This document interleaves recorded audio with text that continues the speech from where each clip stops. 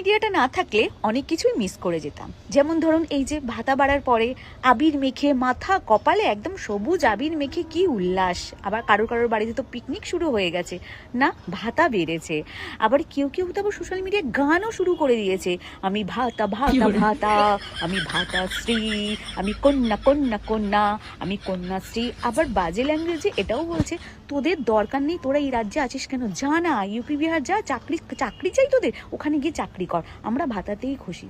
তো তাদের উদ্দেশ্যে আমার একটা কথা আছে, আমি এটাই বলতে চাই, আপনাদের বাড়ির মেয়েদের যখন বিয়ে দেবেন, আপনারা যখন জামাই খুঁজবেন, প্লিজ দয়া করে ভাতাজীবী জামাই খুঁজবেন, চাকরিজীবী জামাই একদম খুঁজবেন না। তাহলে কি হবে বলুন তো, ছেলেগুলোর বিয়ে হবে।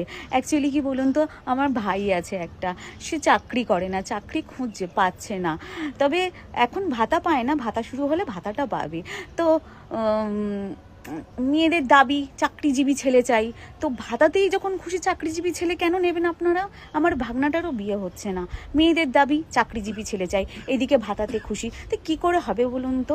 আপনারা দয়া করে ভাতাজীবী ছেলে খুঁজুন প্লিজ, চাকরিজীবী ছেলে খুঁজবেন না, তাহলে অনেক ছেলের বিয়ে হবে, তারাও তো ভাতা পাচ্ছে নাকি। ছেলে ভাতা পাবে, মেয়ে ভাতা পাবে, ভাতায় ভাতায় নীল সাদা সংসারও পাবে তারা। এই দেখুন পিছনে নীল সাদা।